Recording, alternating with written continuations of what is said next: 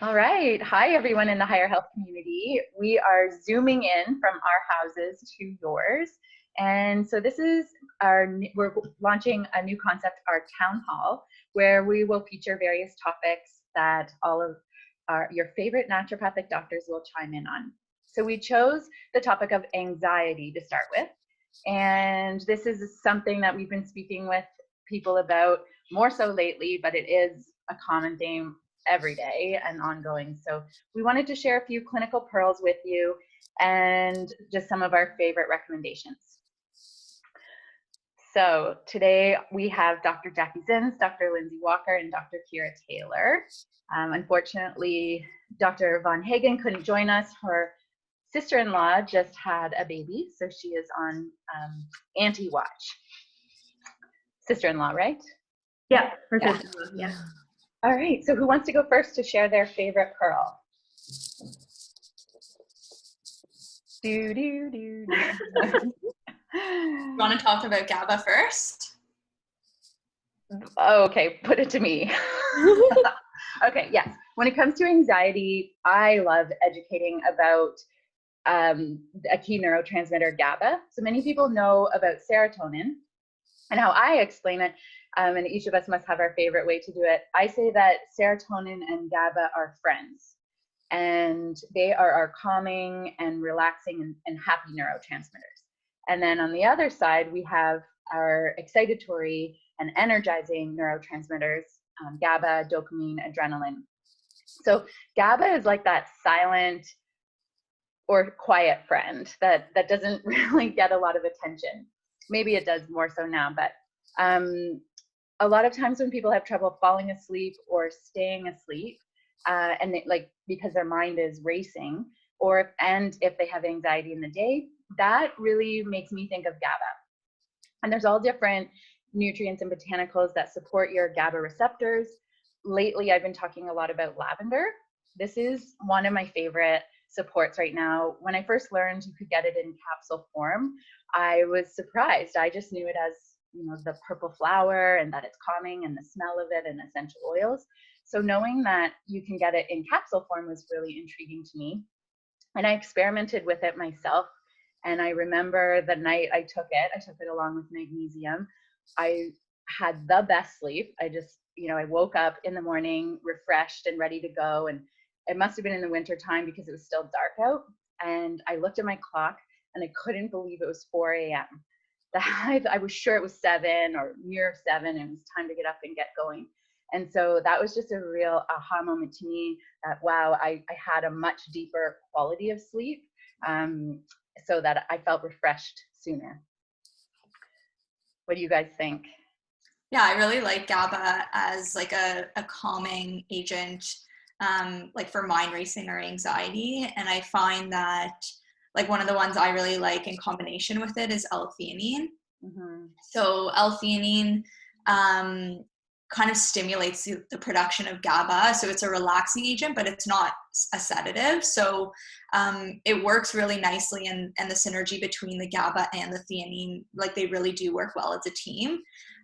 So theanine is an extract from green tea. It's a form of an amino acid, not common in the diet, but it does, again, stimulate the production of GABA, and it also stimulates alpha waves in the brain. And alpha wave activity in the brain creates kind of like a sense of calm, clarity, focus. So it is really good for concentration as well. So the analogy I like to use for kind of the two of those together, the GABA and the theanine, is imagine like your brain kind of like a computer desktop with all of these tabs open.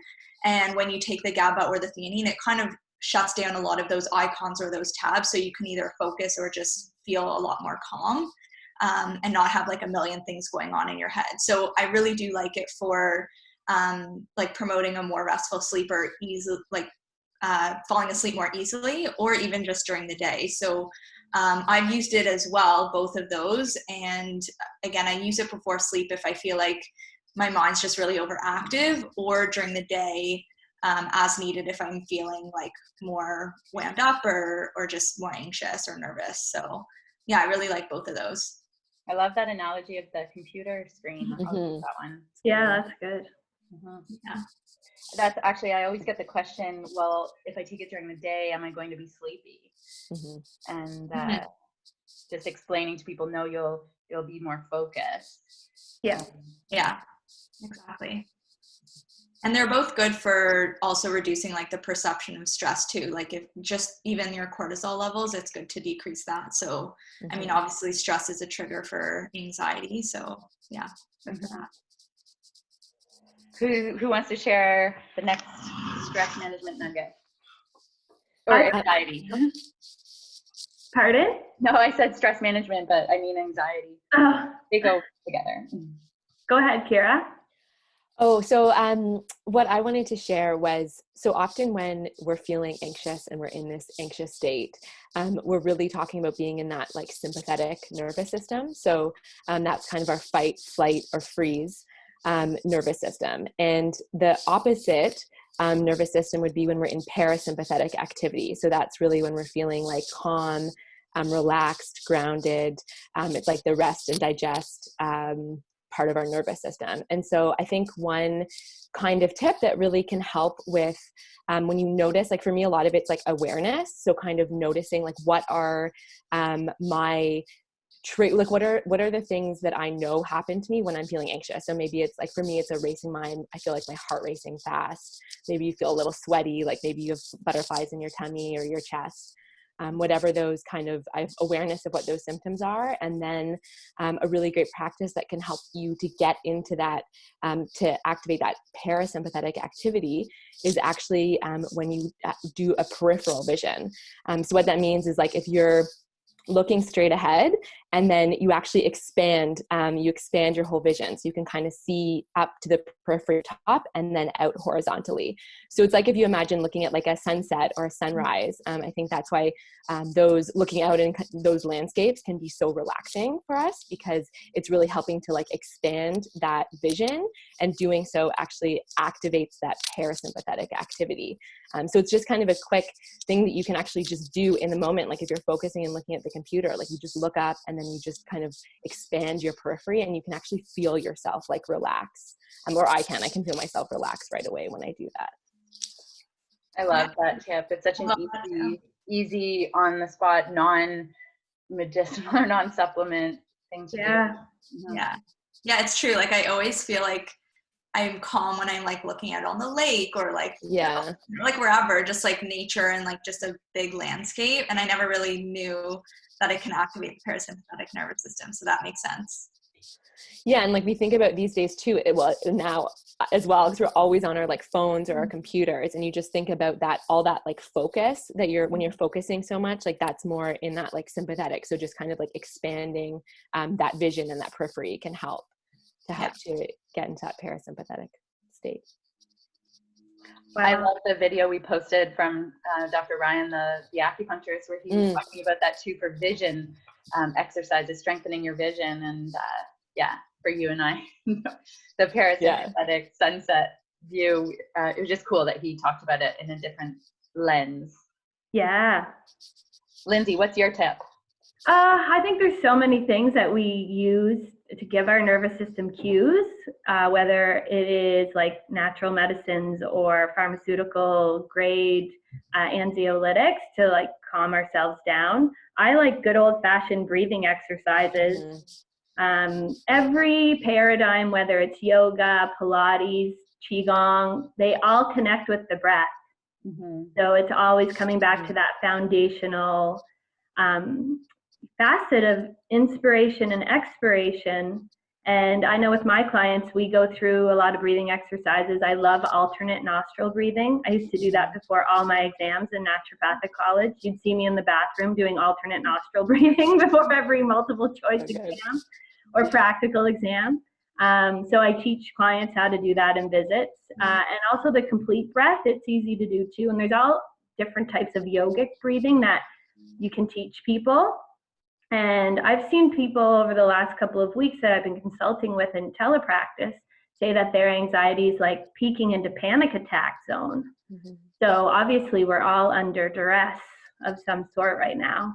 And having those kind of tried and true foundational things that give your nervous system the cue to settle down, whether they be taking something orally, whether it be horizon vision, whether it be breathing exercises. I think we have to employ everything right now that we can to kind of get through and live with more ease to the degree that we can. Were you going to show us the breathing exercise? They're pretty, so there's different ratios that you do them at. So I'm happy, we have a handout on them that we can post on the community so people can read how to do them. Very simple, but very effective at oxygenating the nervous system. The first thing you do when you tense up is you like start to breathe shallowly. That's not good for the whole engine. Mm-hmm. So I think breathing can be very powerful for sure. Sorry, I think Keara's stuck in a breathing exercise. Her screen's frozen. Oh, come back to us, Keara. Yeah, I think the breath can be really powerful. Someone taught me this breathing exercise that's kind of combined with like a relaxing coping statement or something that just kind of like self-reassurance. So I could show it to you. I thought it was really cool. And it also combines like certain acupressure points. So what you're supposed to do is like inhale, exhale, exhale. And then you keep repeating that. And as you do it, you say a statement like, I will be okay. Or you can do like, this too shall pass. And so you're like saying it in your mind, but you're doing the inhalation, exhalation at the same time. And then like these acupressure points kind of give your mind something to focus on physically. So that's another really good one. So good. Yeah. Yeah. Remember, there were other words I learned to go with that.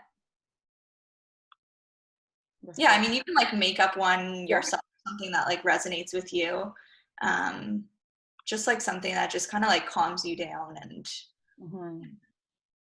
so good for doing with kids as well. Yeah, everything we talked about. I mean, we should also like touch on that. Like little people are showing their stress too right now, children and toddlers, and in different ways, in negative coping behaviors or regressive behaviors, or like just different things. And children, while they're resilient, because children get that tag, they're resilient, which they are, it's like they have the benefit of forgetting. Whereas adults, I think we're just more, our memories are more succinct to detail, and we remember a lot of things in our adulthood that we don't remember from our childhood per se. But the medicines that we use for adults definitely have applicability in children, and we have chewable forms and liquid forms, and we see, good outcomes with sleep. Who wants their child to be under-rested? Nobody. For growth and behavior, yeah. So the anti-anxiety strategies that we have with adults also apply to our childhood population too. I've also been hearing a lot of parents talk about different behaviors coming out in their children because of the increased screen time. Yeah. That they're really noticing with their kids. Definitely. And even something else, again, like with kind of being stuck at home and like just maybe not having as much stimulation from the outside world, is like we tend to go for sugary snacks or just like quick energy fixes. And so even stabilizing the blood sugar can help mitigate like anxiety episodes, because when you have like a spike in your blood sugar and then a crash, that can also lead to feelings of like your heart racing or just feeling like dizzy and shaky, or just like some of those physical anxiety symptoms, and can actually bring on an anxious episode. So just making sure you have stable blood sugar by including proteins, healthy fats, those types of things can make a huge difference. And again, even applicable to the childhood population, especially like, you just think of kids having sugar all day long, they're going to be jumping off the walls and cranky and all those things. So yeah, that's just like something basic but important. Definitely. I learned the other day, Jacqui, that you love green apples and hemp hearts and nut butter. Yeah. Power snack. Yeah. Keara's joining us again. Hi. How was your horizon vision? Did you take a second to like get off the computer and go outside? I did. This is all a little too much, so I needed to just go outside and expand my vision. Well, we were just talking about kids and different strategies with them and just how all of these things can work. And then we talked about nutrition and blood sugar balance. Mm-hmm. What else? What are some other? Oh, well, exercise. Like, again, you can feel like a total nervous hag and go outside and get your heart rate up. You know, what's the recommendation these days? 150 minutes of hot, sweaty exercise for every adult. So we have the time now to do that. It makes such a massive difference. Mm-hmm. Like any insurmountable problem or situation can be, you know, dramatically improved by hot, sweaty exercise. Mm-hmm. Mm-hmm. Yeah. And getting outside in nature and just like, you know, getting outside, if you can go for like a brisk walk or something like that, like you can combine some of these things, but also just being in nature itself is so relaxing and calming for us as well. Immediately when we step out the door, it's like, I just, anytime I'm feeling anxious or unsettled, that it's just like, okay, let's just get outside. I was thinking that this morning, actually. I was thinking about how some people say like you'll never regret like a workout, right? Like you do a workout, you always feel better after. And I was like, you never regret a walk outside around the block. Like even if you're like, I'm just gonna go outside, clear my head, walk around, like you never come back inside and be like, that was the worst idea. Like you're always gonna feel better from just getting outside, fresh air, you know, sunshine on your face. Like it makes such a difference. And our health challenge for the day for everyone is to hug a tree. Mm-hmm. This may sound a little bit silly, but it's so powerful. It's so easy to do in line with the other exercise we talked about. And so our good friend, Ann Keddy, who is an energy medicine practitioner, I loved her wording where she said, hug the tree until it hugs you back. So what we'd love is if everyone can take a picture hugging your favorite tree outside. And then once you feel it hug you back, turn around and put your spine up to the tree and just take in that energy and strength from the tree and dig your roots down in just like the tree. And so if you could take that picture, tag us and tell us you've done your tree therapy for the day. So I can't wait to see your pictures, ladies. Asher and Cabot hugging the tree, Maeve. Maeve loves hugging trees now. She loves it. It just feels good. Yeah, it does. Yeah. Well, I guess I hope that you have enjoyed this chat with us, and let us know if there's another topic you'd like for us to chat about. And anything else, ladies? Take care of yourself. Yeah, be kind to yourself if you're feeling anxious. It's okay, and like just, you know, sometimes you have to go through it to get beyond it. Yeah, awesome. All right, thanks everyone. Let's I don't know, I'll stop recording now.